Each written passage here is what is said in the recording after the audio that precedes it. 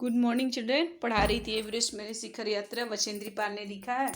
आज मैं तीसरा पाठ पढ़ा रही हूँ। इसमें जो है बचेंद्री पाल के बारे में कि पद्मश्री मिला था, उत्तर प्रदेश सरकार ने भी अर्जुन पुरस्कार भी मिला था और पीएचडी की मानक उपाधि भी मिली। और उत्तराखंड में वो जो है ना उत्तरकाशी के पहाड़ के गोद में उनका जन्म हुआ था और स्नातक की उपाधि प्राप्त करने के बाद बीएड किया। पढ़ाई समाप्त करके इंडियन फाउंडेशन दल में शामिल हो गई। ट्रेनिंग के समय 75,000 मीटर ऊंची मान चोटी पर उन्होंने सफलतापूर्वक चढ़ी। उसके बाद एवरेस्ट विजय के लिए प्रयास किया। उसके बाद एवरेस्ट अभियान दल 7 मार्च को दिल्ली रवाना हुआ। 23 मार्च को एवरेस्ट विजय प्राप्त किया और उस बीच उनकी क्या घटना घटी इसका वर्णन उन्होंने किया है, जो लगता है कि हम अपनी आंखों देखा हाल मतलब हमारे सामने ही ये चीज़ प्रस्तुत हो रहा है। उस दिन मैंने बता दिया था कि उन लोग बड़ा बर्फ़ का पिंड जो थी ग्लेशियर जो है ना लाओत्से ग्लेशियर के पास तंबू लगाए थे वहाँ पर पड़ा था, लेकिन सबको चोट लगी थी। बचेंद्री को सबने पूछा कि क्या तुम वापस जाना चाहोगी, तो उन्होंने बोला कि नहीं। और जैसे ही वो साउथ कोल कैंप पहुंची, मैंने फिर चौथे कैंप में पहुंच गई थी। अगले दिन के लिए अपनी महत्वपूर्ण तैयारी उन्होंने कर लिया। उन्होंने खाना, कुकिंग गैस, कुछ ऑक्सीजन सिलेंडर इकट्ठा किया। जब दोपहर बज गया था 1:30 बजे बिस्सा मैंने गगन बिस्सा आया, तो चाय के लिए उन्होंने लेखिका को पानी गर्म करते हुए देखा। जय और मीनू जो है ना बहुत पीछे थे। वो चिंतित थी क्योंकि उनको अगले दिन चढ़ाई करनी थी। धीरे धीरे वो लोग आ रहे थे क्योंकि बिना बहुत सारा बोझ लेके बिना ऑक्सीजन के चल रहे थे। दोपहर के बाद लेखिका ने क्या किया, अपने दल के दूसरे सदस्यों की मदद करने अपने एक थर्मस को जूस से दूसरे को गर्म चाय से भरने के लिए नीचे जाने का निश्चय किया। उन्होंने मैंने बर्फीली हवा में तंबू से बाहर कदम रखा। जैसे ही मैं कैंप क्षेत्र से बाहर आ रही थी मेरी मुलाकात मीनू से हुई। की और जय भी कुछ पूछे थे। मुझे जय जेनेवा पर की चोटी के ठीक नीचे मिला। उसने कृतज्ञतापूर्वक चाय वगैरह पी, लेकिन मुझे और आगे जाने की से रोकने का कोशिश की, मगर मुझे की से भी मिलना था। थोड़ा सा और नीचे उतरने पर मैंने की को देखा और मुझे देखकर हक्का बक्का रह गया। मैंने दोपहर के बाद वो सोची, वो तो आ गई थी साउथ कोल कैंप पे, लेकिन वो उन्होंने सोचा कि अपने दल के दूसरे सदस्यों को मदद करनी चाहिए, तो एक थर्मस में जूस दूसरे में गर्म चाय से भर के उन्होंने नीचे जाने के लिए सोचा। बर्फीली हवा चल रही थी और कैंप क्षेत्र से बाहर जैसे ही गई उनकी मुलाकात मीनू से हुई। की और जय जो थे, जो उनको साथ चढ़ाई करनी थी, बहुत पीछे थे, तो वो जा रही थी। तो जय जेनेवा पर की चोटी है वहाँ उसके ठीक नीचे मिला। वो चाय वाय पिया, लेकिन बोला कि आगे नहीं जाना, बहुत हवा चल रही है। लेकिन उन्हें की से भी मिलना था और थोड़ा आगे नीचे उतरने पर उन्होंने की को देखा और की जैसे ही लेखिका को देखा और की हक्का बक्का रह गया, आश्चर्यचकित रह गया। क्यों आश्चर्यचकित रह गया, आप देखिए। तुमने इतनी बड़ी जोखिम क्यों ली बचेंद्री? मैंने उसे दृढ़ता पूर्वक कहा। मैं भी औरों की तरह एक पर्वतारोही हूँ, इसलिए इस दल में आई हूँ। शारीरिक रूप से ठीक हूँ, इसलिए मुझे अपने दल के सदस्यों की मदद क्यों नहीं करनी चाहिए? की हंसा और उसने पेय पदार्थ से प्यास बुझाई, लेकिन उसने मुझे अपना किट ले जाने नहीं दिया। बोला कि क्या बोला कि तुम इतना बड़ा मुश्किल क्यों ली?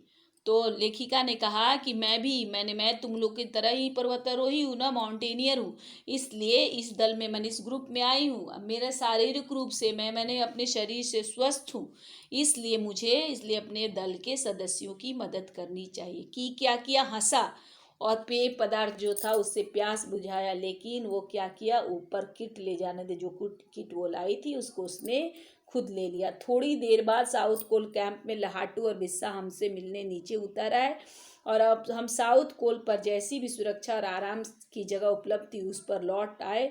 साउथ कोल पृथ्वी का बहुत अधिक कठोर जगह नाम से प्रसिद्ध है।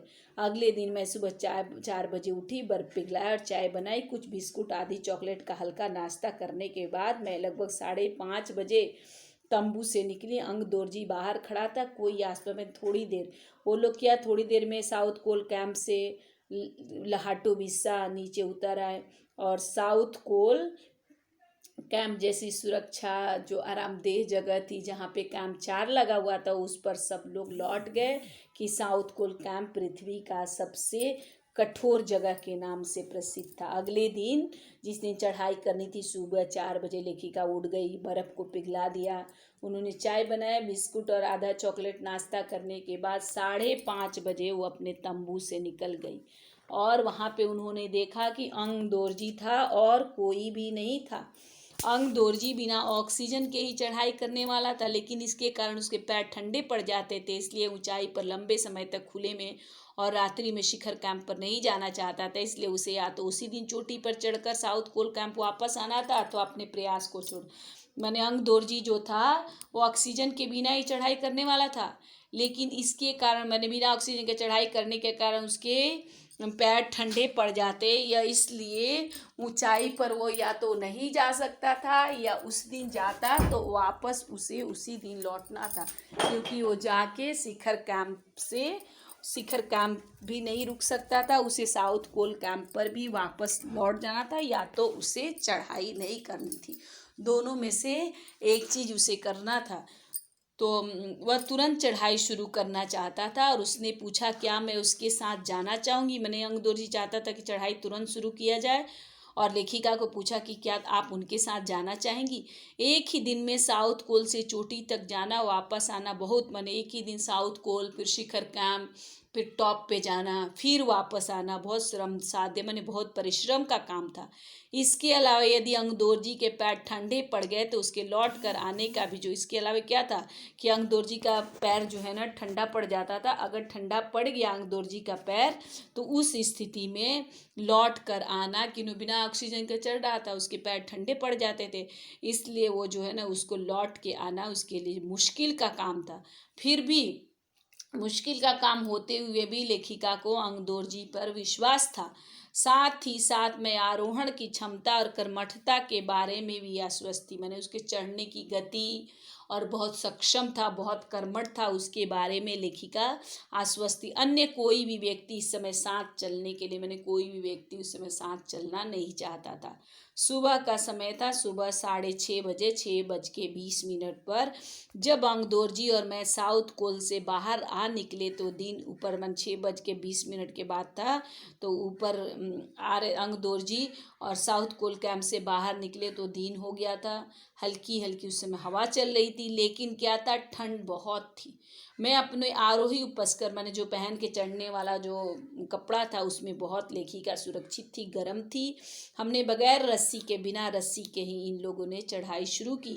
अंग दोरजी एक निश्चित गति से मैंने अंग दोरजी धीरे धीरे एक गति से चल रहा था और ऊपर चढ़ते गए। मुझे उनके साथ अंग दोरजी के साथ चलने में लेखिका को कोई कठिनाई नहीं हुई।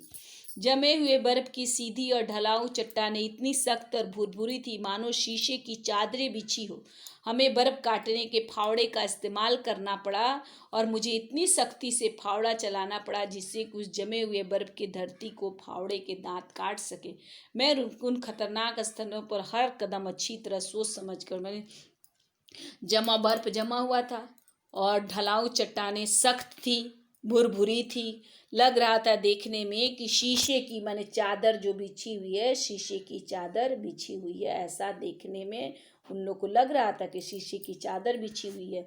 लेकिन हमें बर्फ़ काटने के लिए उन लोग को बर्फ़ काटना पड़ा। बर्फ़ काटने के लिए उन्होंने फावड़े का इस्तेमाल किया, बर्फ़ काटने वाले, और मुझ पर इतनी सख्ती से इतनी तेज़ी से फावड़ा चलाना पड़ा कि उस जमा हुआ जो बर्फ़ था वो धरती को फावड़े से इतना जमा हुआ, देख रहे हैं आप लोग, बर्फ़ दिख रहा है, और सख्ती से वो जो है ना फावड़े को काट सके। उस खतरनाक स्थिति में भी लेखिका ने अपने कदम को अच्छे तरह बढ़ाया था। अच्छे तरह लेखिका अपने कदम को बढ़ा रही थी। उस खतरनाक स्थिति में भी लेखिका अपने कदम को अच्छी तरह सोच समझ कर उठा रही थी। 2 घंटे से कम 2 घंटा भी नहीं लगा था, उससे भी कम समय में ये लोग शिखर कैंप पर पहुंच गए, सबसे टॉप पर पहुंच गए। अंग दोरजी ने पीछे मुड़कर देखा, अंग दोरजी पीछे मुड़ा, 2 घंटा भी नहीं लगा, वो लोग टॉप पे पहुंच गए। अंग दोरजी पीछे देखा और कहा मैं थक गई हूँ। मैंने जवाब दिया तो लेखिका ने जवाब दिया कि नहीं नहीं मैं नहीं थकी हूँ। जिससे सुनकर जब लेखिका ने कहा कि मैं नहीं थकी हूँ, वो बहुत आश्चर्यचकित हुए और आनंदित और खुश भी हुए। उन्होंने क्या कहा कि पहले वाले दल ने शिखर कैंप पर पहुंचने में 4 घंटे लगाए थे। उन्होंने बताया कि पहला वाला दल शिखर कैंप पर पहुंचने में 4 घंटे लगाए थे, और यदि हम इसी गति से चलते रहे तो उन्होंने बोला कि इसी गति से आप चलते रहे तो हम दोपहर तक, मैंने दोपहर के समय तक हम शिखर कैंप तक पहुंच जाएंगे, मैंने टॉप तक पहुंचे। आज इतना ही बेटा, कल इसके बाद वाला पढ़ा दूंगी। धन्यवाद बेटा, खुश रहिए, स्वस्थ रहिए, घर में रहिए और